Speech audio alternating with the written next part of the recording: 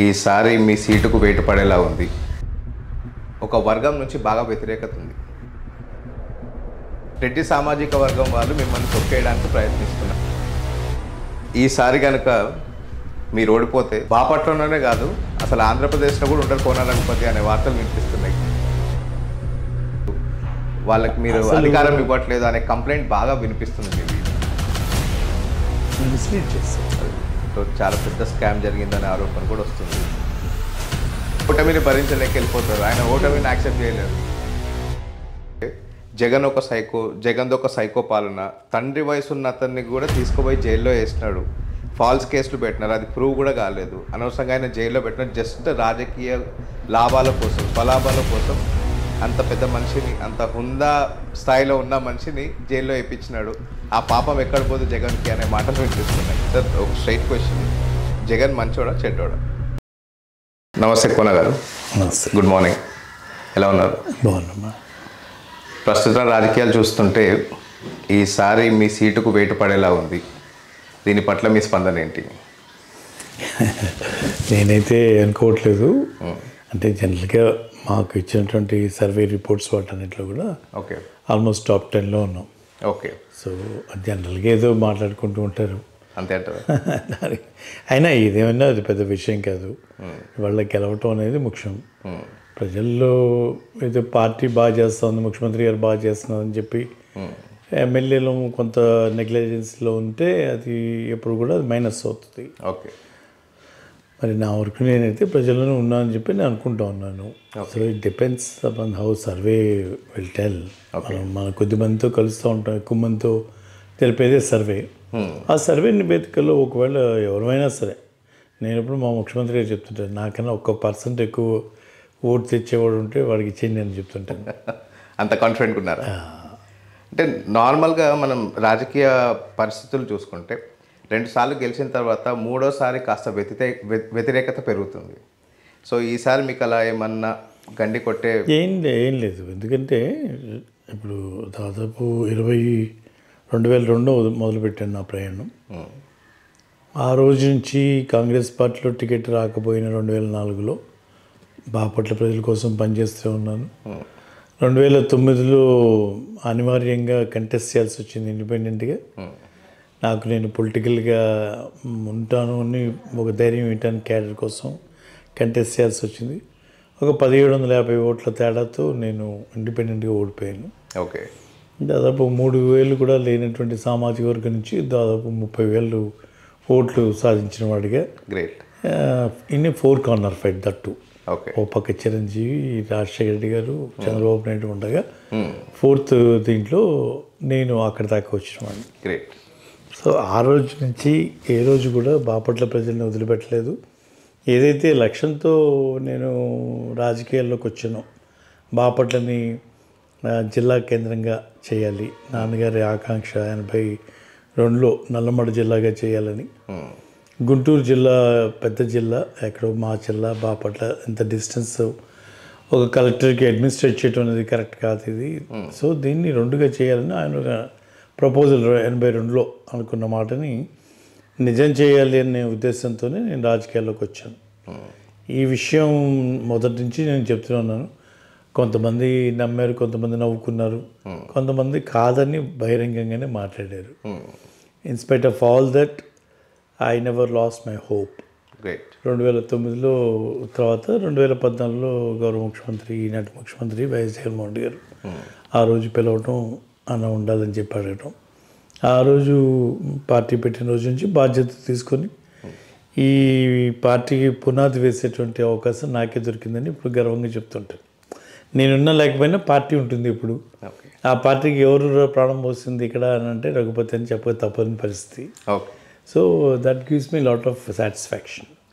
So ఆ రకంగా ఆ రోజు మొదలుపెట్టిన ప్రయాణం 2014లో 6,000తో గెలిచాను, 2019లో 16,000తో గెలిచాను. సో యాంటీ ఇన్కంబెన్సీ ఫ్యాక్టర్ ఉంటే ఆ రోజైనా తగ్గాలి. నా లక్ష్యం ఏంటనేది, నా ఆలోచన ఏంటనేది బాపట్ల ప్రజలు బాగా గ్రహించారు. నా వెంటే నిలబడ్డారు. నేను చేసిన దానికన్నా వాళ్ళు ఎక్కువగా నన్ను అభిమానించారు. నేను చేసింది చాలా తక్కువనే నా అభిప్రాయం. దానికి మించే నేను బాపట్ల ప్రజల అభిమానాన్ని పొందగలిగాను. ఓకే. మరి ఈరోజు ముఖ్యమంత్రి గారి అభిష్టం మేరకు మాకు అదృష్టంగా దొరికినటువంటి వ్యక్తి జగన్మోహన్ రెడ్డి అని అనుకుంటూ ఉంటాను. ఎందుకంటే నా లక్ష్యం ఒక రాజకీయ నాయకుడిగా అరంగేట్రం చేసిన తర్వాత ఒక లక్ష్యంతో మొదలుపెట్టినటువంటి వ్యక్తి ఆ లక్ష్యం సాధించడం కన్నా ఇచ్చేటువంటి తృప్తి ఇంకోటి ఉండదు. సో జిల్లాని వచ్చినది, జిల్లా అంటేనే తెలియనటువంటి వ్యక్తుల మధ్య వస్తుందా రాదా అనేటువంటి సందిగ్ధంలో ఉన్నటువంటి దాన్ని ఈరోజు జగన్మోహన్ రెడ్డి గారి పుణ్యమాన్ని బాపట్ల జిల్లా చేసుకున్నటువంటి వ్యక్తిగా, ఒక జిల్లానే కాదు మెడికల్ కాలేజ్ కూడా తీసుకొచ్చిన వ్యక్తిగా, బాపట్ల ప్రజలు ఇంకా నా మీద ఇంకా వ్యతిరేకత ఉంటుంది అని అనుకుంటే ఇంక దట్ ఎవరు కూడా దాన్ని హెల్ప్ చేయలేము. Now straight to the point. Bapatla జిల్లా అయింది, మెడికల్ కాలేజ్ వచ్చింది, అయినా మీలో ఒక వర్గం నుంచి బాగా వ్యతిరేకత ఉంది. నేను ఆ వర్గం అనేది ఉండదు, వర్గం అంటానికి ఉండదు. ఆ వర్గానిలో కొంతమంది యాస్పిరెంట్స్ వేరు, వర్గం వేరు. మనం చాలా ఆ డిఫరెన్స్ మనం జాగ్రత్తగా మాట్లాడాలి, అడ్రస్ చేయాలి. ఒక నలుగురు వ్యక్తులు ప్రయత్నం చేస్తూ ఉన్నారు మీరు చెప్పినటువంటి రెడ్డి సామాజిక వర్గం నుంచి. ఎగ్జాక్ట్లీ. సో తప్పే ఉన్నది దాంట్లో. రెడ్డి సామాజిక వర్గం వాళ్ళు మిమ్మల్ని తొక్కేయడానికి ప్రయత్నిస్తున్నారు అనేది వాళ్ళ వల్ల కాదు, అది వాళ్ళతో అయ్యేదేం లేదు. ఆ నలుగురు ప్రయత్నం చేసుకోవచ్చు, తప్పేం లేదు. తొక్కేయటాలు ఇక్కడే నడవదు అదంతా. ఇక్కడ ఆ సామాజిక వర్గం అంతా కూడా జగన్మోహన్ రెడ్డి గారిని చూసి ఓటు వేసే పరిస్థితి తప్పించి పైన ఉన్నటువంటి చంద్రబాబు నాయుడు జగన్మోహన్ రెడ్డి అనేటువంటిది ప్రశ్న అక్కడ. రఘుపతి రామారావు కాదు అక్కడ. సో అలాంటి సందర్భంలో ఒక ఆ సామాజిక నుంచి ఒక వ్యక్తి నేను తొక్కేస్తాను ఎక్కేస్తానంటే అవన్నీ లైట్ తీసుకోవాలి. అది డజంట్ మీన్ వాళ్ళు యాస్పైర్ చేయకూడదని కదా నా ఉద్దేశం. They should try their best. Try చేయాలి. ముఖ్యమంత్రి గారు నిర్ణయించుకుంటారు ఎవరిని ఎక్కడ పెట్టాలి, ఎవరికి గెలిపే అవకాశం ఉంటుంది. ఓకే. ఒక్క సామాజిక వర్గం వాళ్ళు చేస్తే అవుతుందా? 180,000 ఓట్లు ఉన్నటువంటి దాంట్లో ఒక 30,000 ఓట్లు ఉన్న వాళ్ళు మాదే అని అంటే మిగతా 150,000 వాళ్ళు ఏమంటారు? ఓకే. సో అది చాలా పెద్ద ప్రశ్న. అది చాలా రాజకీయాల్లో నాకు తెలిసి ఒక సామాజిక వర్గం ఎప్పుడు కూడా శాసించలేదు, ఎప్పుడు శాసించలేదు. They may have little advantage. Okay. But ఒక దీంట్లో చూస్తే అందరి మన్ననలు పొందగలిగితేనే, ఒక ప్రజాపక్షాలను నిలబడగలిగితేనే దానికి ఉన్నటువంటి విలువ. సో మా ఎజెండా, నాన్నగారి ఎజెండా ఎప్పుడు కూడా పేదల పక్షాన్ని నిలబడాలని. మా కులాలతో పని లేదు. ఓకే. ఏ కులస్తుడైనా మా ఇంటికి సాయం కోరి వస్తే చేతనే సాయం చేయాలా. Very nice. వాడు అన్ఫార్చునేట్లీ ఎస్సీలో ఎక్కువ మంది పేదవాళ్ళు ఉన్నారు. ఆ పేదరిక మూలకంగా వాళ్ళు మా దగ్గరికి వస్తూ ఉంటారు. ఎస్సీలని రఘుపతి నెత్తిన పెట్టుకుంటాడు ఇంకెవరిని చూడంటే కాదు, అది తప్పది. చాలామంది వస్తుంటారు, ఓసీలో వస్తుంటారు, కాపులు వస్తుంటారు, రెడ్లు వస్తుంటారు, అందరూ వస్తుంటారు, రాములు వస్తుంటారు. వాళ్ళకి మీరు ప్రాధాన్యత ఇవ్వట్లేదు, వాళ్ళ బిల్స్ పాస్ చేయట్లేదు, వాళ్ళకి మీరు అధికారం ఇవ్వట్లేదు అనే కంప్లైంట్ బాగా వినిపిస్తుంది మీ మీద. అది ఊరికే ఏదో చెప్పలేదు, ఏదో చెప్పాలి కదా వాళ్ళు. ఓకే. ఇప్పుడు సిస్టమ్ తెలియదు కదా. ఇప్పుడు ఇదే మాట అనుకుందాం కాసేపు, బిల్లు ఎవరు పాస్ చేస్తారు? ఎమ్మెల్యేకి ఏమైనా చెక్ పవర్ ఉంటుందా? ఓకే. లేదు ఎమ్మెల్యే వద్దంటే ఆగడానికి ఏమైనా సిస్టమ్ ఉందా? ఇవాళ కులాలు చూడడం, మతాలు చూడడం, రాజకీయ పార్టీలు చూడడం, వర్గాలు చూడడం అని ముఖ్యమంత్రి గారు చెప్తూ ఒక సిస్టంలోకి వెళ్ళిపోయి అన్నీ జరుగుతూ ఉంటే అసలు ఒక వర్గం ఏంటి? స్వయంగా నాకు ప్రతిపక్షంగా ఉన్నటువంటి వాళ్ళు కూడా వాళ్ళ బిల్లు కూడా చేసి పెట్టాం. ఓకే. అది ఆటోమేటిక్గా జరుగుతుంది. చేసి పెట్టడం అంటే మనం ఏదో పెట్టడం కాదు, అవన్నీ కూడా ఆటోమైజ్డ్ అయిపోయింది. ప్రయారిటీ ప్రకారం వాళ్ళ ఏవైతే మనం ఏమంటాం క్వాలిటీ చెక్స్ అవన్నీ అయిపోగానే ఆటోమేటిక్గా రిలీజ్ చేశారు. ఓకే. 28,600 కోట్ల రూపాయలు పెండింగ్ పెట్టిపోయినటువంటి బాబు పేమెంట్లన్నీ కూడా ఈ ప్రభుత్వం వచ్చాక తీర్చింది. ఓకే. కాబట్టి దాంట్లో ఎంతోమంది మనకి ఇష్టం లేని వాళ్ళు, మనకి ఎగ్నెస్ట్ చేసిన వాళ్ళు, మనకు ఓటు వేయని వాళ్ళు కూడా ఉంటారు. ఓకే. సో వాళ్ళందరినీ చేసినప్పుడు ఒకళ్ళకి వద్దంటానికి ఏంటని అటువంటి అవకాశమే లేదు. ఓకే. చంద్రబాబు నాయుడు మాట వచ్చింది కాబట్టి ఈ ప్రశ్న అడగాల్సిందే. పెట్రోల్ బంక్ ఏంటి sir issue? Petrol bunk already ఉన్నాయి, తీసేసి మీ వర్గం వాళ్ళకే ఇచ్చారు, మీ ఫ్రెండ్స్కే ఇచ్చారు అనే ఆరోపణ ఒకటి ఉంది. అది నిజం కాదంటారు? ఏదో ఇక్కడ బాపట్లకు వచ్చాం కాబట్టి ఏదో ఒకటి మాట్లాడాలి. పక్కన వాడు ఎవడో కాగితం రాసి ఇచ్చాడు. ఓకే. ఆ కాగితం చదివి పాపం ఆయన కూడా ఏం తెలియదు. ఓకే. పెట్రోల్ బంక్ ఏముంటుంది? ఒక చిన్న వ్యాపారం. మా వ్యాపారంలో కోట్లాది రూపాయలు చేసే కంపెనీలే క్లోజ్ చేసి వచ్చినవాడిని నేను. ఓకే. చిన్న పెట్రోల్ బంకు వ్యాపారం అదే ఉన్నా. సో దాంట్లో బాపట్ల ఇంకేదో బంకులే లేదన్నట్టుగా వేరే బంకులు ఇవి రానియకుండా చేసినట్టుగా ఊరికి వాడెవరు రాసి ఇచ్చాడు అంతే. ఓకే. వ్యవసాయం పెట్రోల్ బంకులు మీరు గమనిస్తే అవుట్ ఆఫ్ 100 ఒక 10 సక్సెస్ఫుల్గా ఉంటాయి, ఇంకొక 10% హ్యాండ్ టు మౌత్ ఉంటాయి, ఓకే. 80% ఫెయిల్యూర్ అవుతాయి. సో అది ఆల్ లొకేషన్ అడ్వాంటేజ్ ఉండాలి, క్రెడిబిలిటీ ఉండాలి, కెపాసిటీ ఉండాలి, రన్ చేసే దాన్ని బట్టి ఉంటాయి. సో దాంట్లో రిలయన్స్ ఉంది, వాళ్ళ ఇండియన్ ఆయిల్ ఉంది, చాలా బంకులు ఉన్నాయి మన దగ్గర. ఇప్పుడు కొత్తగా ఇంకా హెచ్పి కొత్త అవుట్లెట్స్ వస్తున్నాయి. అలాగే వాళ్ళది ఐబీపీ ఉంది. లేదని పాపం తను మిస్లీడ్ చేస్తారు. అదే ఆయన వచ్చినందుకు ఆ పెద్ద మనిషి అడిగినందుకు 1 లీటర్ పెట్రోల్ ఇచ్చి పంపించాల్సింది. కోనా పెట్రోల్ ఏది, నాకు బండిలో పెట్రోల్ కావాలని ఆయన అంత బహిరంగంగా అడిగినారు కదా. వచ్చినందుకు రిటర్న్ గిఫ్ట్ సమాధానంగానే ఆ రోజు మనం చెప్పాం.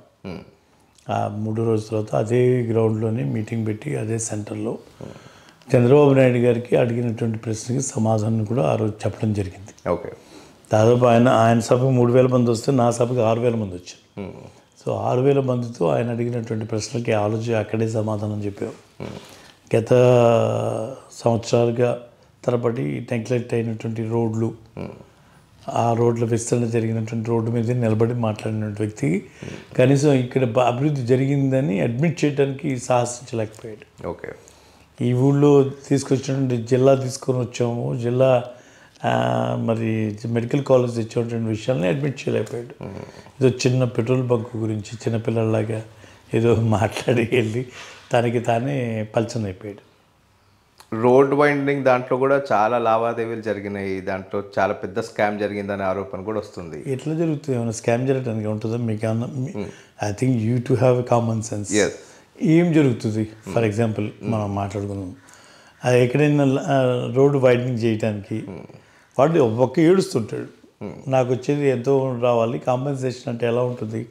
మా ఉంటే 2 times 3 times ఇస్తాం. ఏ వాల్యూకి ఇస్తాం? సబ్ రిజిస్టర్ వాల్యూకి ఉంటుంది. సబ్ రిజిస్టర్ వాల్యూకి బయట మార్కెట్ వాల్యూకి ఎంత వ్యత్యాసం ఉంటుంది? బోల్డ్ అంత వ్యత్యాసం ఉంటుంది. సో ఎప్పుడు కూడా వాళ్ళని సాటిస్ఫై చేయడం కష్టం. అటువంటిది వాళ్ళు పెద్ద మనసుతో ఇవాళ జిల్లా వచ్చిందనేటువంటి ఒక సెంటిమెంట్తో వాళ్ళని కన్విన్స్ చేసి, ఇంకో పక్క గవర్నమెంట్ని కన్విన్స్ చేసి 4 times ఇచ్చేట్టుగా చేసి, అయినా ఇంకా గ్యాప్ ఉండింది. మార్కెట్ రేట్కి దీనికి సంబంధం లేదు. మార్కెట్ రేట్ కన్నా తక్కువ. ఇప్పుడు నీకు మార్కెట్ రేట్ కన్నా నేను ఏమన్నా ఎక్కువ ఇప్పిస్తే వాడు ఎవరు నాకు ఇస్తాడు. ఇప్పుడు మార్కెట్ రేట్ ₹1,00,000 ఉంది, నేను 2 లక్షలు 1,00,000 ఇప్పిస్తే వాడికి మనకేమన్నా ఇస్తాడు. ఓకే, ఎక్స్పెక్ట్ చేయొచ్చు. నీకు ఇంత ఇచ్చాను కదా నాకేంటి అని అడగచ్చు. వాడికి ₹1,00,000 ఉంటే నేను ఇచ్చే 75,000 అయితే నువ్వు ఇంకేం అడుగుతున్నావు?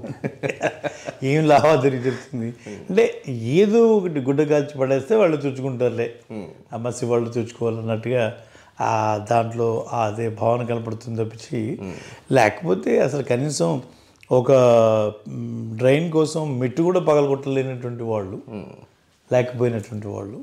ఇవాళ ప్రజాస్వామ్యంలో ఉన్నటువంటి అతిపెద్ద విశేషం ఏంటంటే, నేను ఎప్పుడు కూడా నమ్మేది కూడా చర్చల ద్వారా మనం సాధించలేదంటూ ఏది ఉండదు. Through discussions you can resolve so many issues అంటాం. అలాంటి ద్వారా ఒక 3-4 సార్లు వాళ్ళని కూర్చోబెట్టి వాళ్ళకు ఉన్నటువంటి డౌట్స్ అన్నీ కూడా క్లారిఫై చేసి, ₹1 ప్రభుత్వం దగ్గర డబ్బు క్యాష్గా ఇవ్వడానికి లేకపోయినా వాటిని బాండ్స్ రూపంలో ఇప్పించి బాండ్స్ని కన్విన్స్ చేసి, మళ్ళీ దాన్ని కొనే వాళ్ళని చూసి పెద్ద కాంట్రాక్టర్ని పట్టుకొని వాళ్ళతో కొనిపించి వాళ్ళకి ఆ కాన్ఫిడెన్స్ బిల్డ్ చేసి చేయించాం. Okay. So there are so many issues, challenges face చేసాం. సో అవి ఈర్ష్యతో ఇదేంటి ఈయన ఎట్లా సాధ్యపడింది. నాన్నగారి టైంలో కూడా నాకు బాగా గుర్తు, 1-2 సందర్భాల్లో ఆయన వైడెన్ చేయాలని చూశారు. ప్రజా వ్యతిరేకత వస్తుందేమో అని చెప్పి వెనక్కి తగ్గారు. బట్ నేను డిసైడ్ వచ్చాను, ఇప్పుడు ఒక చిన్న బాపట్లకి జిల్లా కావాలంటే ఆషామాషి వ్యవహారం 5 నియోజకవర్గ వాళ్ళు వచ్చి దీన్ని మా జిల్లా కేంద్రంగా వాళ్ళు యాక్సెప్ట్ చేయాలి. దానికి తగ్గటువంటి ప్రయత్నం మనం చేయాలి కదా. ఆ ప్రయత్నంలో చేసాం అంతే. దాంట్లో నిజాయితీతో కూడుకున్నటువంటి ప్రయత్నాన్ని ప్రజలు అభినందించారు కాబట్టి, నమ్మారు కాబట్టి నా వెంట నిలబడ్డారు. ఎవరికి వాళ్ళు ఏ గవర్నమెంట్ మిషన్ వెళ్ళి ఒక బిల్డింగ్ పగలగొట్టింది లేదు. ఎవరి బిల్డింగ్ వాళ్ళు కట్ చేసుకుని వెనక్కి జరిగి వాళ్ళు పొజిషన్ చేసుకున్నారు. సో ఇంత కోఆపరేట్ చేసినటువంటి బాపట్ల. ఓకే. సో ఇది ఇది ఇది మా శామ్యుల్ ఆనంద్ గారు అంటుండేవారు, కలెక్టర్ అప్పుడు ఉన్నట్టున్నారు, ఇది ఒక కేస్ స్టడీ చేయాలి, అసలు ఎట్లా సాధ్యపడింది, గుళ్ళు మసీదులు ఎలా వెనక్కి వెళ్ళిపోయి ఎన్నో పబ్లిక్ ఇష్యూస్ వస్తాయి, అలాంటిది ఎలా జరిగారు, ఎలా ఒప్పుకున్నారు అని. మేమంటూ వస్తే అసలు లా అండ్ ఆర్డర్ ప్రాబ్లం వచ్చేది ప్రభుత్వం చేయాలంటే. ఇంత ప్రజాస్వామ్యబద్ధంగా ఇంత కన్విన్సింగ్గా ఎలా చెప్పగలిగారు సార్? ఇట్ ఈస్ ఒక కేస్ స్టడీ చేయాల్సినటువంటి ఎగ్జాక్ట్లీ. అసలు రిలీజియస్ పరంగా రిలీజియస్ ఏమన్నా టెంపుల్స్ కానీ చర్చెస్ కానీ మసీదులు అవి తొలగించాలంటే చాలా పెద్ద ఇష్యూ. అది మీకు చాలా ఈజీగా సాధ్యమైపోయింది. ఎందుకు అంటే దాంట్లో నమ్మకం. At the end of the day what is your credibility? రఘుపతికి ఉన్నటువంటి ఆస్తి క్రెడిబిలిటీ. ఓకే. రఘుపతి ఒక మాట చెప్తే ఆ మాట మీద నిలబడతాడు, అవసరమైతే తను సొంతంగా రంగంలో దిగి పూర్తి చేస్తాడు. అది ఏదో వంక పెట్టి తప్పుకోడు. ఓకే. ప్రభుత్వం చెప్పాను వాడు చూడలేదు, వాడు చేయలేదు, చూస్తారులే చేస్తారులే అనను. ప్రభుత్వం చేసినా చేయకపోయినా ఆ బాధ్యత నా నెత్తి మీద పెట్టుకుంటారు. ఎస్పెషల్లీ ధార్మిక సంస్థలన్నీ కూడా ఎలా ఉంటాయి, 10 మంది కలిసి కట్టుకుంటారు, ఒక వ్యక్తితో సంబంధం కాదు. ఈ 10 మంది మళ్ళీ తల్లు కూడి ఇదంతా చేయటం అంటే సాధ్యపడేది కాదు. ఆ 10 మంది బాధ్యత ఒకడే తీసుకొని నేనున్నాను, నేను చేసి పెడతాను, మీరు దాని గురించి వదిలేసండి, ఏదున్నా నన్ను అడగండి అనేటువంటి అన్నప్పుడు ఆ నమ్మకం ప్రజలకు కూడా కలగాలి ఆ నాయకుడి మీద. నేనంటే నేను కదా, ఎవరైనా సరే ఆ మాట్లాడినప్పుడు ఆ మాటకు ఒక వాల్యూ ఉండాలి, దాన్ని నమ్మాలి. నమ్మారు కాబట్టి, వాల్యూ ఇచ్చారు కాబట్టి ఇవాళ చర్చ్ అయినా మసీద్ అయినా దేవాలయం అయినా ఎవరైనా సరే సహకరించి వచ్చారు, ముందుకు ఇచ్చేశారు.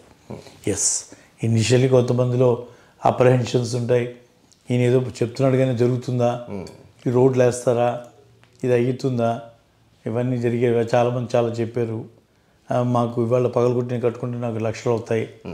అతనికి ఎంత అవుతుందో కూడా ఒక ఎస్టిమేషన్ ఉండదు, లక్షలు అవుతాయి అంటాడు. అది ఎన్ని లక్షలు అవుతాయి ఒక అంచనా ఉండదు. దాని ఆస్తి విలువ ఎంత పెరుగుతుంది దానికి అంచనా ఉండదు. 30 అడుగుల రోడ్డుకి 60 అడుగుల రోడ్డుకి ₹1,00,000 ఉండేటువంటి ఆస్తి విలువ ఫర్ ఎగ్జాంపుల్ ఇవాళ 3 లక్షలు అయిపోయింది.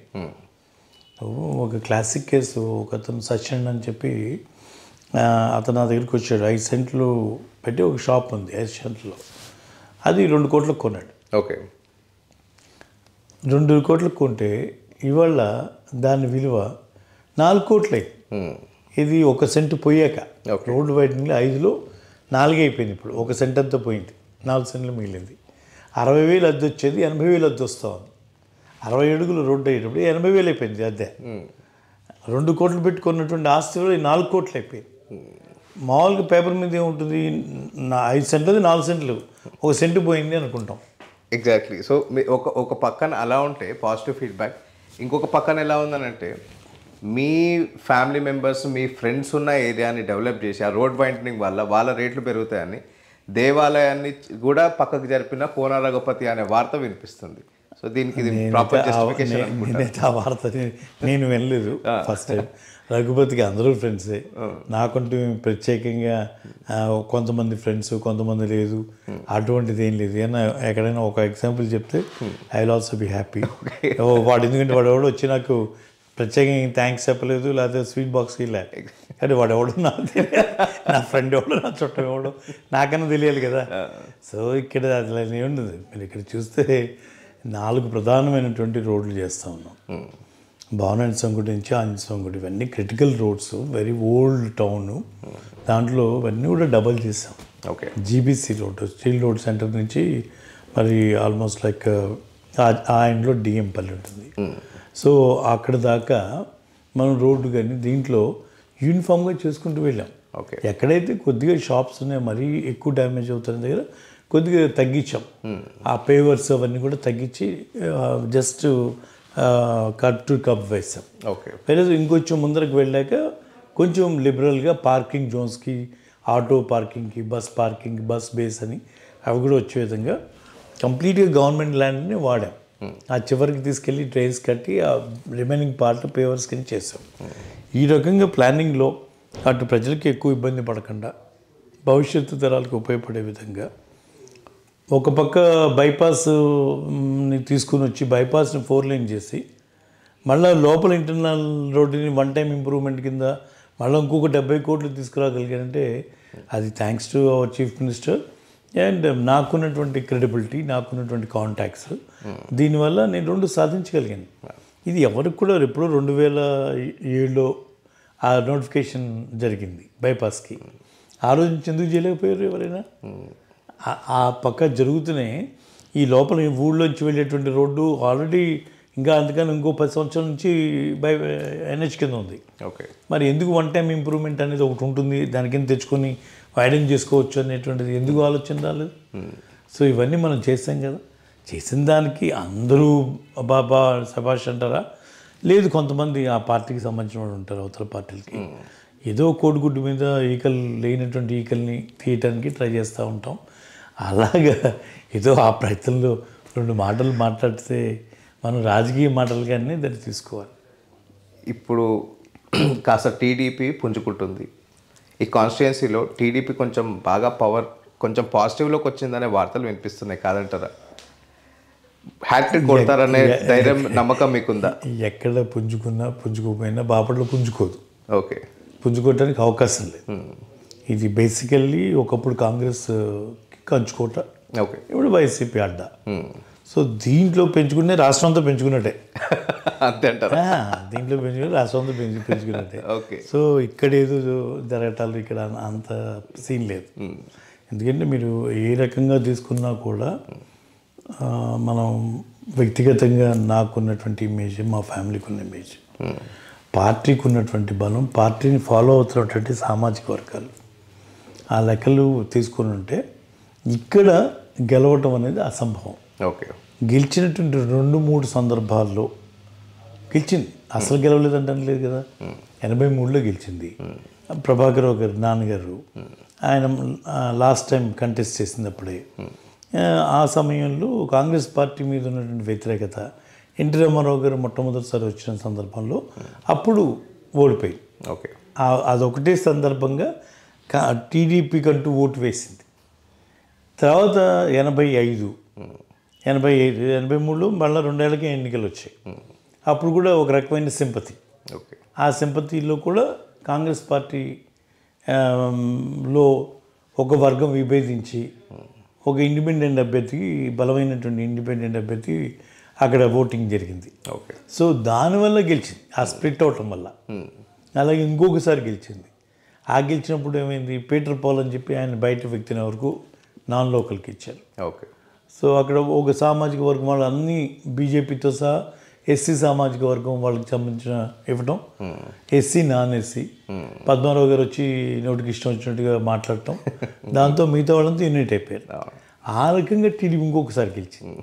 అంతేగాని ఏదో ఒక అట్లా బలమైనటువంటి కారణం ఉండి యువతల వైసీపీలో కాంగ్రెస్లో ఆ రోజు ఒక బలమైనటువంటి వ్యక్తి విడిపోయి అక్కడ పోటీగా ఉండటం వల్ల ఇక్కడ స్ప్లిట్ దానికి అడ్వాంటేజ్ ఉంది. ఓకే, వేరే అసలు ఇప్పుడు ఇదంతా కూడా వన్ సైడ్. అది ఈసారి కనుక మీరు ఓడిపోతే బాపట్లలోనే కాదు, అసలు ఆంధ్రప్రదేశ్లో కూడా ఉండరు కోన రఘుపతి అనే వార్తలు వినిపిస్తున్నాయి. ఓటమిని భరించలేక వెళ్ళిపోతారు, ఆయన ఓటమిని యాక్సెప్ట్ చేయలేరు. ఎందుకు యాక్సెప్ట్ చేయలేము? అరే భలే ఉన్నారు. నేను రాజకీయ కుటుంబం నుంచి వచ్చిన వ్యక్తిని. రాజకీయాలే తెలియనటువంటి వాళ్ళు మాట్లాడితే ఎట్లా? రాజకీయ కుటుంబంలో వచ్చిన వ్యక్తితో రాజకీయాలు తెలియనటువంటి వ్యక్తి ఒకవేళ ఆ మాట అంటే దానికి ఇదేంటుంది? ఇప్పుడు 2009లో నిలబడ్డాను, ఓడిపోయాను, బాపట్లోనే ఉన్నాను కదా. 2014లో గెలిచాను, ప్రతిపక్షంలో ఉన్నాను, బాపట్లోనే ఉన్నాగా. నేనేం పార్టీ మారలేదు, ఎక్కడికి వెళ్ళిపోలేదు, ఇక్కడే ఉన్నాను కదా. రేపైనా అంతే, ఓడిపోయినా ఇక్కడే ఉంటా, గెలిచినా ఇక్కడే ఉంటా. బాపట్ల నాది. నన్ను ఇక్కడి నుంచి దీని చాలా చిన్న విషయం గెలిపోవటం అనేది. ఇప్పుడు గెలిపించుకుంటే బాధ్యత, రఘుపతిని గెలిపించుకుంటే బాధ్యత ప్రజలది, నాది కాదు. నా అవసరం ఉందా లేదా అని వాళ్ళు డిసైడ్ చేసుకుంటారు. లేదనే పక్షంలో థ్యాంక్ యూ వెరీ మచ్ అని చెప్తాను. దానికి అంతకన్నా పెద్ద విషయం ఉంటుంది దాంట్లో. ప్రజలకి థ్యాంక్ యూ చెప్తారా?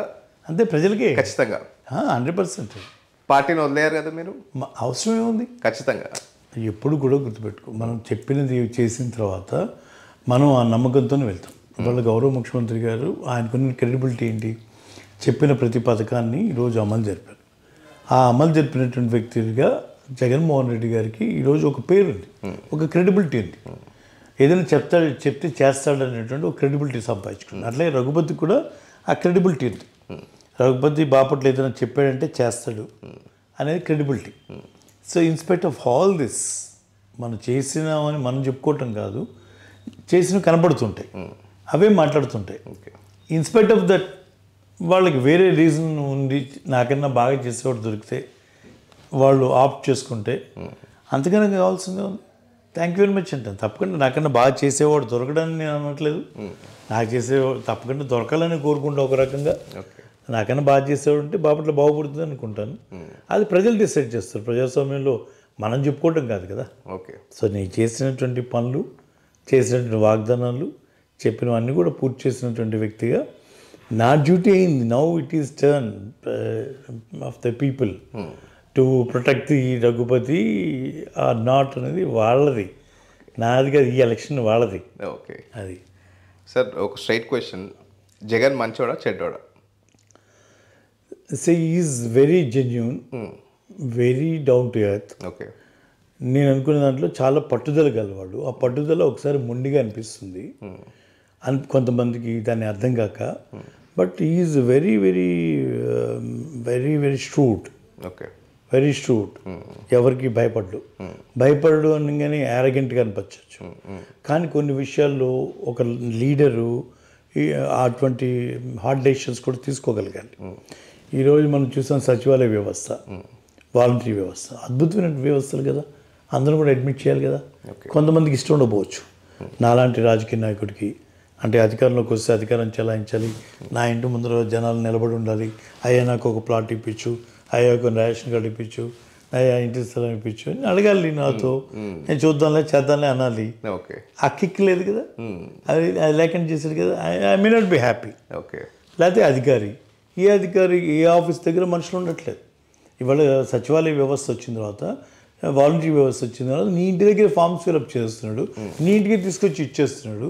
నువ్వు ఏ ఆఫీస్కి వెళ్ళట్లా. మరి ఎవరికి ప్రజలకి బాగుంటుంది, కానీ అధికారికి, ఆ పనిచేసేటువంటి ఎంఆర్ఓకు ఎండిఓకు నా ఆఫీస్ ముందర మనుషులు కనపడట్లేదు అనేటువంటి బాధ ఉంటుంది కదా. దీన్ని అనేది ఇప్పుడు అతను ఈ సో డిటర్మిన్డ్, అనితర సాధ్యమైనటువంటి నిర్ణయాలు తెలుగులో చెప్తామంటే. ఎందుకంటే ప్రతిదీ కూడా భయపడుతూ ఉంటాం. ఈ స్టెప్ వేస్తే నా వెనక ఉంటారా లేదా, ఈ స్టెప్ వేస్తే ఏమనుకుంటారో, ఏమవుతుందో, అటువంటి ఇది ఉండదు తన దగ్గర. ఈ సో స్ట్రూట్, తను చేసేటువంటి పని మీద ఒక క్లారిటీతో ఉంటాడు మనిషి. కాబట్టి నేను జగన్మోహన్ రెడ్డి గారు, is a thorough gentlemen, he knows what he's doing. So absolutely he is the right leader for the next generation. Okay. Me version ఇలా ఉంటే, జగన్ ఒక సైకో పాలన, తండ్రి వయసు ఉన్న అతన్ని కూడా తీసుకుపోయి జైల్లో వేసినాడు, ఫాల్స్ కేసులు పెట్టినారు, అది ప్రూవ్ కూడా కాలేదు, అనవసరంగా ఆయన జైల్లో పెట్టినారు, జస్ట్ రాజకీయ లాభాల కోసం, స్వలాభాల కోసం అంత పెద్ద మనిషిని, అంత హుందా స్థాయిలో ఉన్న మనిషిని జైల్లో వేయించినాడు. ఆ పాపం ఎక్కడ పోదు జగన్కి అనే మాటలు వినిపిస్తున్నాయి. అవును, ఇప్పుడు అలా అంటే పెద్దవాడు కాబట్టి వాడు మర్డర్ చేయొచ్చు, మానభంగం చేయొచ్చా? వయసుకి సంబంధం ఉందా? తప్పు చేసినవాడు ఎవడైనా తప్పే కదా. అది వయసు పెట్టి ఎట్లా అవుతుంది? నేను చెప్తున్నాను, వయసు పెట్టి వస్తుంది ఎక్కడైనా. మర్డర్ చేయకూడదా? అంటే చంద్రబాబు నాయుడు అయితే మర్డర్ చేయలేదు. నేను చెప్పేది ఆయన గురించి నేను మాట్లాడట్లా. తప్పే ఎవరు చేసినా తప్పే. జగన్ ఏం తప్పు చేశాడని చెప్పి ఎర్రన్నాయుడుతో కేసులు పెట్టించు. ఎందుకు ఇంప్లీట్ అయ్యావు? కాంగ్రెస్ వాళ్ళు గొడవ పెడుతున్నాడు కదా. నీ ఇంట్రెస్ట్ ఏంటి? నీ అత్యుత్సాహం ఏంటి? ఆ రోజు అమాయకుడిగా కనపడలేదా? మరి 16 నెలలు, 1 నెల 2 నెలలు కాదు కదా, 16 నెలలు జైల్లో పెట్టారే అకారణంగా. మీరు బురద జల్లారే ఇష్టానుసారంగా 1,00,000 కోట్లని. కనీసం ఒక 1,200 కోట్లకు కూడా ఫ్రేమ్ చేయలేదు కదా. 1,00,000 కోట్లు అని చెప్పి ఇష్టానుసారంగా మాట్లాడారే. మరి వాటన్నిటికీ ఏంటి సమాధానం? అవి భగవంతుడు చూడలేదా? చూశారు కాబట్టి దిక్కు మొక్కు లేకుండా 151 మంది ఎమ్మెల్యేలు అని పక్కన పడేశారు ప్రజలు. నీ గురించి నువ్వు ఆలోచించుకోవాల్సినటువంటి సమయం చంద్రబాబు నాయుడికి, ఆయన గురించి ఆయన ఆలోచించుకోవాలి. సో జగన్మోహన్ రెడ్డితో పోలిక కానీ పోటీ కానీ కనీసం దగ్గర కూడా రాలేడు. సో ఇన్ని రోజులు ఆయనకు ఉన్నటువంటి మీడియా పవర్ వల్ల అతను చేసేది ఇంత, చెప్పుకునేదంతా ఆ రకంగా జరిగిపోయింది. ఇన్ని రోజులు జరిగింది. ఆయన చేసింది నేను చేయలేదని చెప్పట్లా, ఆయన చేసిన దానికన్నా ఎక్కువ చెప్పుకున్నాడు అనమాట ఖచ్చితంగా చెప్పగలను. ఇవాళ హైదరాబాద్ డెవలప్మెంట్లో తాను కూడా ఏదో చేసినట్టుగా క్లెయిమ్ చేసుకుంటాడు. ఆ క్లెయిమ్ చేయడానికి రకరకాల మీడియా మాధ్యమాలన్నీ కూడా సహకరిస్తాయి. కాబట్టి అది ఏదో ఎక్స్పోజ్ చేసుకుంటారు. అంతకన్నా ఎక్కువ చేసిన రాజశేఖర రెడ్డి గారి గురించి రాసింది ఎవరు? అంతకన్నా అసలు కంటిన్యూ చేయడు, అసలు మొత్తం ఐటీ ఇండస్ట్రీ వెళ్ళిపోతుంది అని విపరీతమైన ప్రచారం చేశారు. మీకు గుర్తుండే 2004లో అసలు ఇంకా ఐటీనే ఉండదని 3 times పెరిగింది. చంద్రబాబు నాయుడు కన్నా తర్వాత 3 times పెరిగింది. నేను ఐ వాజ్ ప్లానింగ్ దీంట్లో ఉన్నాను, ప్లానింగ్ బోర్డ్ మెంబర్గా ఉన్నాను, ఇండస్ట్రియల్ ప్రమోషన్ కౌన్సిల్ మెంబర్గా ఉన్నాను హైదరాబాద్లో. సో మేము డైరెక్ట్ విట్నెస్ మేము. సో జరిగింది. ఇవాళ ఔటర్ రింగ్ రోడ్డు లేకపోతే ఇంటర్నేషనల్ ఎయిర్పోర్టు వీటన్నిటినీ వాటిని కంప్లీట్ చేసి ఒక క్రెడిబిలిటీ ఉన్నటువంటి నాయకుడు కూడా ఎక్కడ చిన్న మెన్షన్ చేయలేడు. ఇది ఈయన చేశాడు, ఓకే నేను ఆలోచన చేశాను, ఓకే నువ్వు ఆలోచన చేసి ఇంప్లిమెంట్ చేసేవారు. చాలా ఊహిస్తాం మనం. ఆ ఊహించిన ఊహల్ని నిజం చేయటం కదా ఛాలెంజ్. ఇవాళ నెక్లెస్ రోడ్డు ఊహ ఎవరిది అంటే చెన్నారెడ్డిది అంటాం, ఇంప్లిమెంట్ ఎవరు చేశారని చూస్తాం. జనార్దన్ రెడ్డి గారు కొట్టి కొబ్బరికాయ కొడితే నేనే కట్టంటే ఆయన టైంలో కట్టాడు కాబట్టి ఆయన ఇనాగ్రేషన్ చేశారు హైటెక్స్ బిల్డింగ్. నాదే అన్నప్పుడు రాజశేఖర రెడ్డి గారు కొబ్బరికాయ కొట్టింది ఆయనే, ఇనాగ్రేషన్ చేసింది సోనియా గాంధీనే, చేయించింది రాజశేఖర రెడ్డి గారే. ఎప్పుడైనా ఒక్క నిమిషం ఒకరోజు ఒక్క పూట అయినా ఎప్పుడైనా ఇంటర్నేషనల్ ఎయిర్పోర్టు ఆయన చేశాడని చెప్పాడా? నువ్వు అడ్మిట్ చేసావా రాజశేఖర రెడ్డి గారు చేశారు అని చెప్పి? పివి నరసింహారావు గారు ఫ్లైఓవర్ మీరు కట్టారని రాజశేఖర రెడ్డి గారు కట్టారని చెప్పగలిగేవా? Outer overall చెప్పగలిగేవా? మరి మనం వాళ్ళ హైటెక్స్ బిల్డింగ్ గురించి నువ్వు ఎట్లా క్లెయిమ్ చేసుకుంటావు? కొబ్బరికాయ కొట్టింది జనార్దన్ రెడ్డి కదా, నువ్వు కాదు కదా. కట్టిన దానికే నువ్వు క్లెయిమ్ చేసుకుంటే మరి కట్టినటువంటి శంకుస్థాపన చేసి కట్టినటువంటి రాజశేఖర గారికి పక్కన పెట్టేసి నేను ఊహాజనితమైనటువంటి ప్లానింగ్లో ఓవరాల్ డెవలప్మెంట్లో ఏం రావాలి, ఓకే బేగంపేట ఎయిర్ ఫోర్స్ కింద ఉంది, now we need 1 more international airport, we need a bigger space. This only ప్లానింగ్లో మా డిస్కషన్లో జరిగినటువంటివి. ఒక ఆలోచన, ఓకే ఇది ఎక్కడ రావాలి, ఇది ఔటర్ రింగ్ రోడ్ రావాలి, లోపల చాలా పాత నగరం, దానిలో industrial estates like Uppal, Nacharam, Mallapur ఇలాంటి అన్నీ కూడా కట్టేదాన్ని ఇవన్నీ కూడా లోపల ఉన్నాయి. దీనివల్ల పొల్యూషన్ జనరేట్ అవుతుంది, అర్బనైజేషన్ జరగడానికి హడిల్స్గా ఉన్నాయి. దీన్ని బయటికి పంపించాలి, ఒక ఔటర్ రింగ్ రోడ్ వేస్తే బాగుంటుంది. ఇవన్నీ చంద్రబాబు నాయుడు టైంలో మాట్లాడుకున్నాం.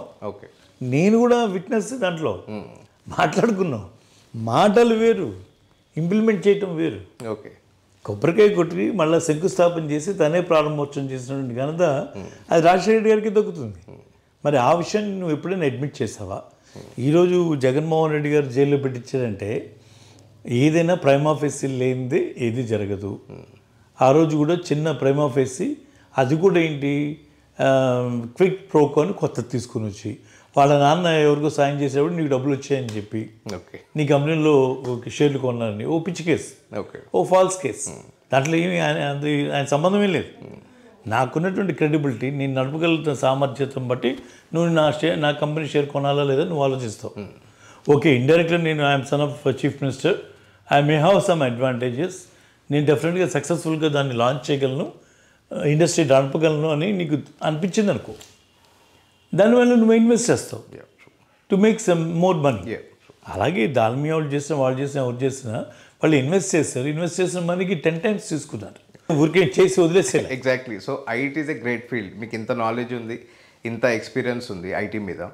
మరి ఐటీ మినిస్టర్ అమర్నాథ్ అని ఎందుకు అనుకున్నారు సార్? ఐటీ మినిస్టర్ అమర్నాథ్ అంటే ఒక జోకర్, ఆయనకు అసలు విజన్ లేదు, ప్లానింగ్ లేదు, అవగాహనే లేదు. ఆయనను తీసుకొచ్చి పెట్టడం వల్ల అప్పడాలు సోడాలు అమ్ముకోవడం తప్ప ఏమి జరగట్లేదు ఆంధ్రాలో ఐటీ డెవలప్మెంట్ అని అంటున్నారు. నువ్వు ఇక్కడ ఏమి జరిగినా ఏమి జరగనట్టుగా, ఏమి జరగకపోయినా ఏదో జరిగిపోయినట్టుగా రాసేటువంటి మీడియా ఉన్నంతకాలం ఇలాగే ఉంటుంది.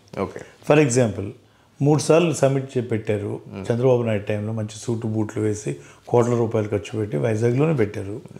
దాదాపు నాకు గుర్తున్నంత వరకు 18 లక్షల కోట్లు అన్నారు పెట్టుబడులు. కనీసం 18,000 రూపాయలు కూడా 18,000 కోట్ల రూపాయలు కూడా మన దగ్గర పెట్టుబడులు రాలే ఆ 5 సంవత్సరాల్లో. ఇవాళ as of now we're close to 1 lakh crores investment ఈ 4.5 yearsలో వచ్చినట్ట రానట్ట. That is not talk about a minister. Okay. It is a collective effort by the cabinet and the chief minister and the efficient officers. వీళ్ళందరూ collective దీంతో ఇవాళ we're close to 1 lakh crore investment వచ్చింది on record మేము చెప్తా ఉన్నాం. Okay. మేము కూడా submit పెట్టాం. దాంట్లో 14 లక్షల కోట్లు వస్తుంది అనుకున్నాం, 13 లక్షల కోట్లు వస్తుంది అనుకున్నాం. దాంట్లో we're successful in getting 1 lakh crore.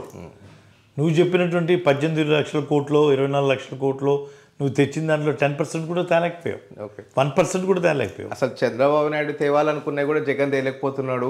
Lulu మాల్కి ఎంతో కష్టపడిన వాళ్ళు ఒప్పిస్తే నేను అనేది అది, ఎవరైనా ఏ వ్యాపారవేత్త అయినా డబ్బులు సంపాదించుకోవడానికి వస్తారు. చంద్రబాబు నాయుడు గారిను ముఖ్యమంత్రిగా లేకపోతే జగన్మోహన్ రెడ్డి గారు చూడరు. వాళ్ళకు ఉన్నటువంటి క్రెడిబిలిటీ చూస్తారు. వాళ్ళు స్టేబుల్గా రాష్ట్రాన్ని నడపగలుగుతారా లేదా అనేటువంటి దాని మీద ఉంటుంది. జగన్మోహన్ రెడ్డి గారు వచ్చినటువంటి మొదటి 2 yearsలోనే మనం కరోనా ఎఫెక్ట్ అయ్యింది. Okay. In spite of that corona లాంటి ఒక పెద్ద ప్రపంచవ్యాప్తంగా మొత్తం ఎకానమీస్ డౌన్లో ఉన్నటువంటి క్రమంలో close to 1 lakh crore investments తీసుకురావడం అనేది ఇవాళ మనం ఎంత మాట్లాడినా అది తక్కువే జగన్మోహన్ రెడ్డి గారి గురించి. ఓకే. మరి అలాంటి దాంట్లో మనం ఏం వింటున్నాం?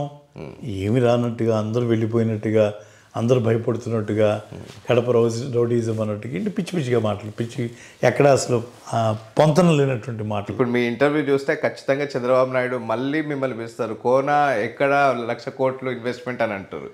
అప్పుడు ఆయన వస్తే మీరు అదే మీటింగ్లో జవాబు ఆల్రెడీ మొత్తం లిస్ట్ అవుట్ చేసి ఆల్రెడీ మొన్ననే ఫైనాన్స్ మినిస్టర్ గారు ఏ సెక్టర్లో ఎంతెంత డబ్బులు వచ్చాయి అని చెప్పారు.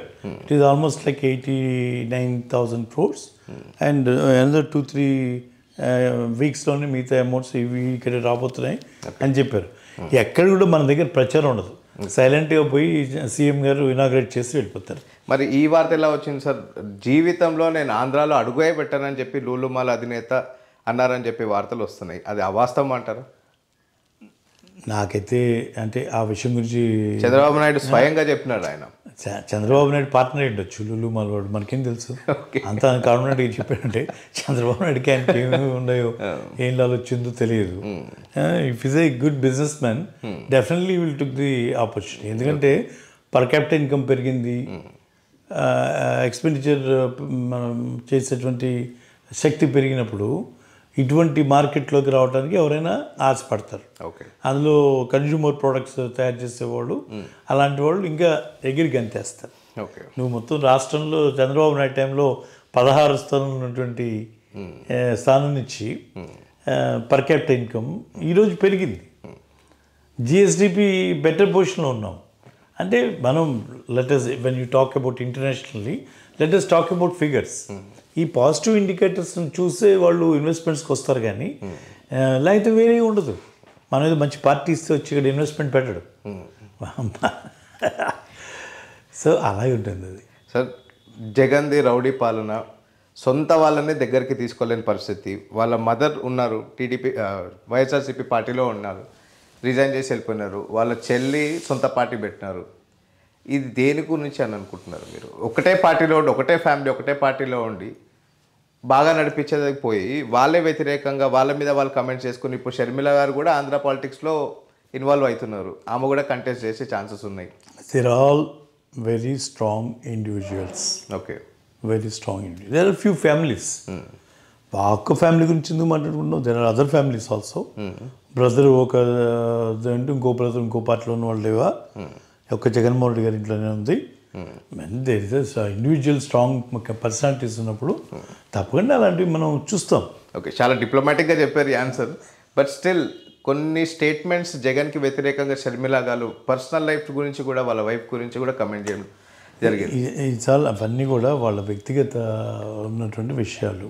అది ఇంటి వరకు ఉంటే బాగుంటుంది కదా సార్, పబ్లిక్ ప్లాట్ఫామ్లో పబ్లిక్ డొమైన్లో చెప్పేది. ఇప్పుడు మనం ఎట్లా మనం ఎంతవరకు చూడాలి రాజకీయంలో? మనకి సంబంధించిన అంశం ఏంటి? ఇప్పుడు పవన్ కళ్యాణ్ 3 పెళ్ళిళ్ళు చేసుకున్నాడు, అవసరం మనకి? యాక్షన్ బాగా చేస్తుంటే టికెట్ కొట్టుకొని వెళ్ళి చూస్తాం.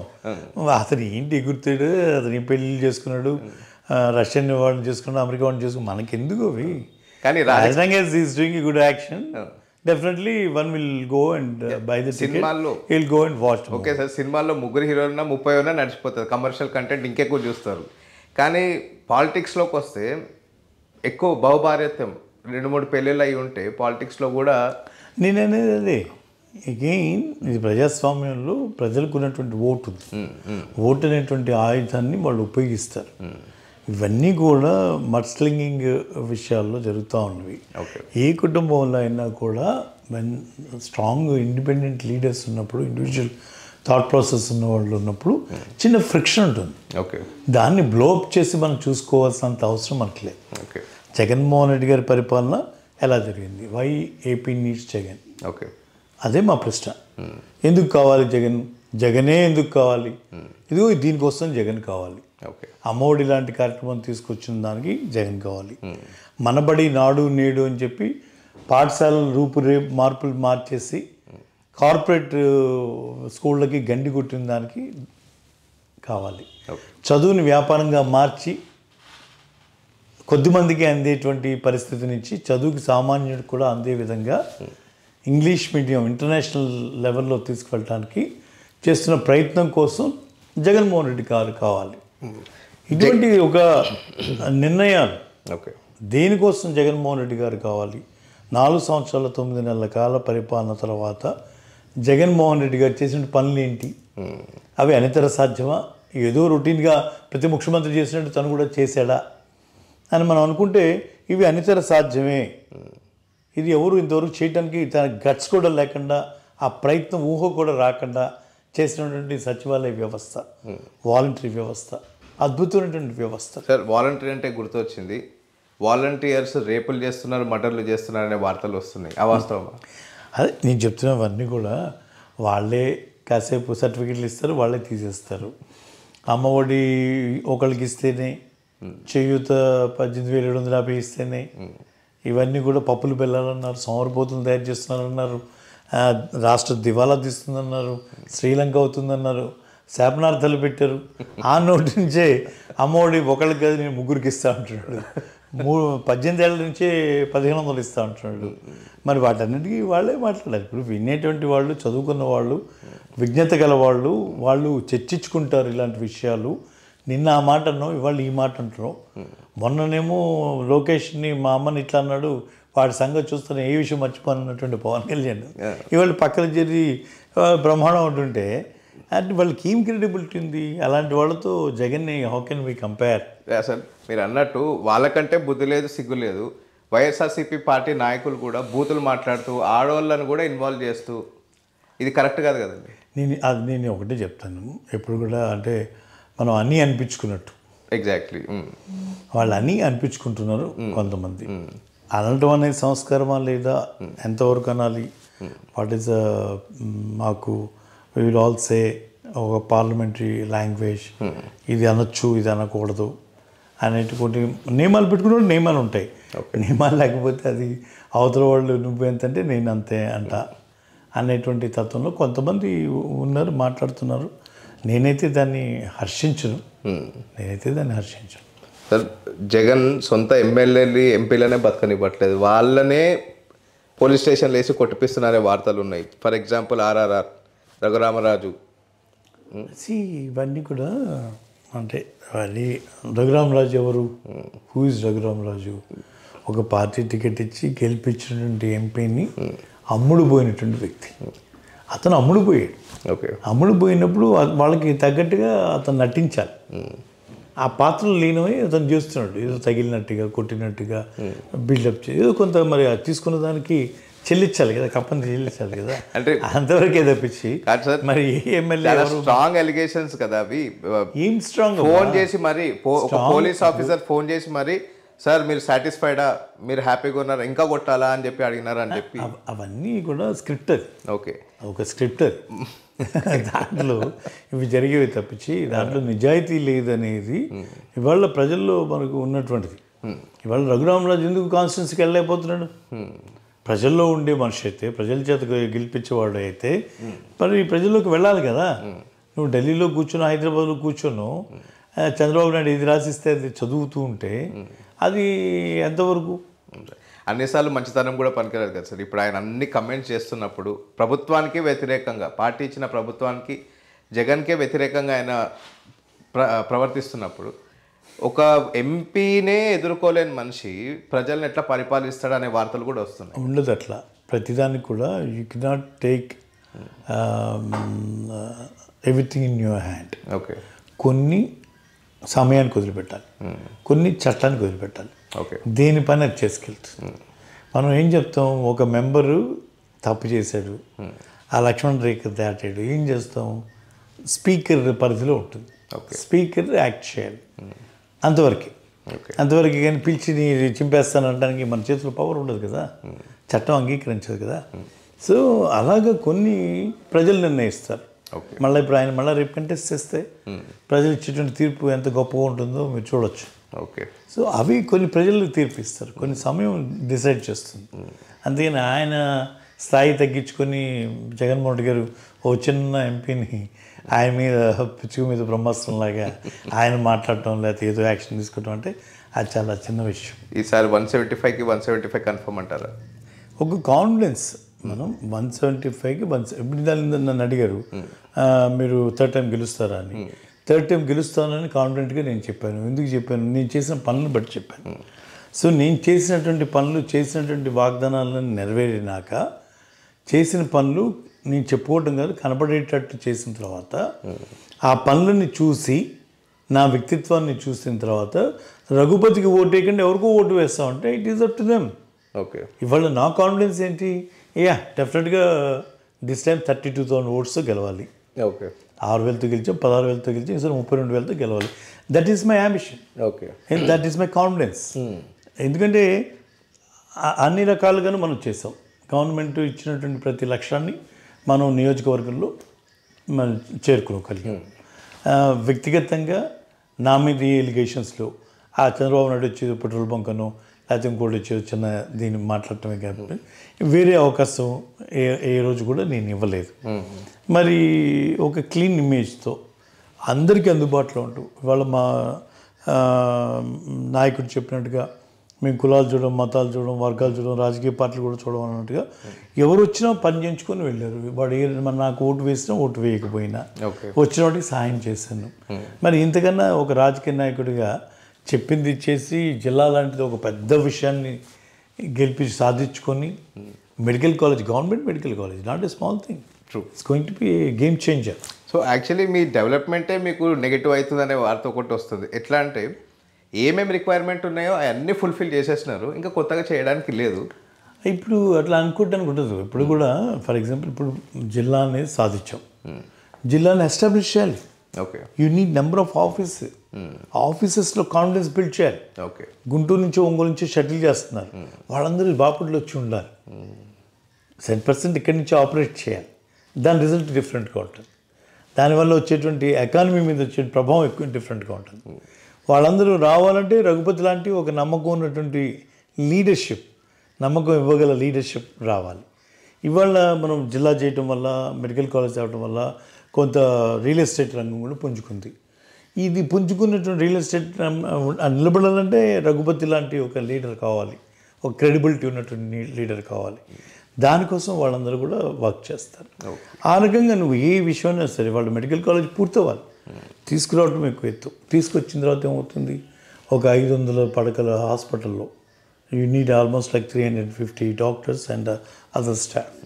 వీళ్ళందరూ రావాలన్నప్పుడు ప్రైవేట్ సైడ్ కూడా హాస్పిటల్స్ రావాలి, ప్రైవేట్ సెక్టర్లో.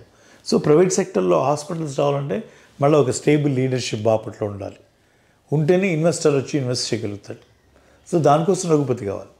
ఇదే అయిపోయింది, ఇంకేముంది, జిల్లా ఇచ్చేసారు, ఇదేముంది అయిపోయింది, మెడికల్ కాలేజ్ అయిపోయింది అంటాం లేదు.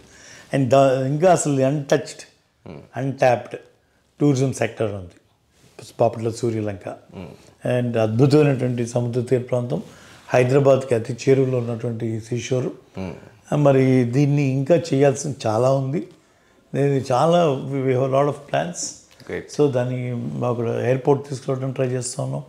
ఎయిర్ ఫోర్స్ సూర్యలంకని వెరీ ఐడియల్ లొకేషన్ అవుతుంది. ప్రతి జిల్లాకు ఒక ఎయిర్పోర్ట్ అని గవర్నమెంట్ ఆఫ్ ఇండియా ప్రోగ్రాం ప్రకారం రాబోయేటువంటి రోజుల్లో మేము ఎయిర్పోర్ట్ కోసం ప్లాన్ చేస్తున్నాం. ఆ రకంగా పాండురంగపురం బీచ్, సూర్యలంక బీచ్ అద్భుతమైనటువంటి బీచెస్గా it is better than Goa లాగా ఉంటుంది చూస్తే మీరు. అటువంటి ఉన్న దాంట్లో ఇన్ఫ్రాస్ట్రక్చర్ బిల్డ్ చేయాలంటే తప్పకుండా రఘుపతి లాంటి వాడు రావాలి. గ్రేట్ సార్, బాగా గుర్తు చేస్తారు మీ పాయింట్లోనే. గోవాలాగా చేస్తామనంటే ఆల్రెడీ ఇప్పుడే యువత డ్రగ్స్లో గాంజా తీసుకోవడంలో టాప్ లెవెల్లో ఆంధ్ర ఉంది. అది లేదంటారా? ఇది ఒక ఆంధ్ర ఉందని మనం తక్కువ చేసుకుంటాం. ఆంధ్ర ఏం లేదు, ఆంధ్ర కన్నా ముందర ఉన్న రాష్ట్రాలు ఉన్నాయి. గంజాయి తీసుకుంటున్నారా లేకపోతే వేరే మత్తు పదార్థాలకి అలవాటు పడుతున్నారా, ఎందుకు పడుతున్నారు ఇవన్నీ అంటే బేసిక్గా మనకి ఒక ధార్మిక చింతన లేకపోవటం, మన ఆధ్యాత్మిక చింతనలో నడిపించేటువంటి నాయకులు లేకపోవటం. ఆ లీడర్స్ అందరూ కూడా మనం పెంచుకోవాలి. మనని ఆధ్యాత్మిక చింతన వైపు నడిపించగల వాళ్ళే వీటి నుంచి దూరంగా మనని తీసుకెళ్ళగలుగుతారు. అలాంటి లీడర్షిప్ మనం బిల్డ్ చేయాలి. ఇవాళ మనం ఒక పురుగు బొమ్మ వేసి డేంజర్ అని పెడతాం అక్కడ. నేను చూస్తూనే మళ్ళీ అదే సిగరెట్ నేను తాగితే ఏమన్నా తాగితే చస్తావురా అని చెప్పి అక్కడ రాసి ఉంటుంది, క్యాన్సర్ వస్తుందని చెప్పి రాసి ఉంటుంది, అయినా నేను తాగుతున్నట్టు. సో వీటన్నిటిని బయటపడాలంటే ఇది ఓవర్ నైట్ అయ్యేది కాదు. అయినా బట్ సిగరెట్స్ అయితే లీగల్గా అమ్మేదానికి ఒక సిగరెట్ కానీ లేకపోతే గంజాయి కానీ లేకపోతే ఇంకా వేరే మత్తు పదార్థం ఏ రూపంలో వచ్చినా జనరల్గా స్టూడెంట్స్ని టార్గెట్ చేసి ఆ మార్కెట్స్లోకి వస్తూ ఉంటాయి. ఎగ్జాక్ట్లీ. దాన్ని ఎప్పుడు కూడా ఇట్స్ ఎ కంటిన్యూస్ ఎఫర్ట్. అది ప్రభుత్వాల మీద, నేను చెప్పే ప్రజాప్రతినిధుల మీద ఆధ్యాత్మికంగా మనం దాని నుంచి దూరం చేయగలగా ఒక మంచి మెంటల్గా స్ట్రాంగ్గా చేయగల లీడర్స్ మీద ఇది ఉంటుంది. The people must make some attempt. నేను నా స్ట్రాంగ్ ఫీలింగ్ మనం సెక్షల్ వేస్తాం లేకపోతే ఇచ్చేస్తాం ఇది చేస్తాం అనే దానికన్నా మనం చేయాల్సింది ఏంటంటే చాలా డిటర్మినెంట్గా ఉండాలి. మనిషి మెంటల్గా స్ట్రాంగ్గా ఉండాలి. ఆ స్ట్రాంగ్గా ఉండాలంటే కొంచెం ఆధ్యాత్మిక చింతన కూడా ఉండాలి, అవేర్నెస్ క్రియేట్ చేయాలి వాళ్ళకి. సో వాళ్ళ లాస్ట్ క్వశ్చన్, మీ తండ్రి తర్వాత మీరు ఆ రాజకీయ వారసత్వం తీసుకున్నారు, బాధ్యతలు తీసుకున్నారు. మీ తర్వాత మీతో పాటు, మీ తర్వాత అనే కంటే మీరు ఇంకా ఎగ్జిస్టింగ్ కాబట్టి మీతో పాటు మీ డాటర్ కూడా పాలిటిక్స్లోకి ఏమన్నా వచ్చే ఛాన్స్ ఉందా? Now she's a designer. So ఆమె కూడా రాజకీయ అరంగేట్రం ఏమైనా చేయగలుగుతారా? నాకు I have one son and daughter.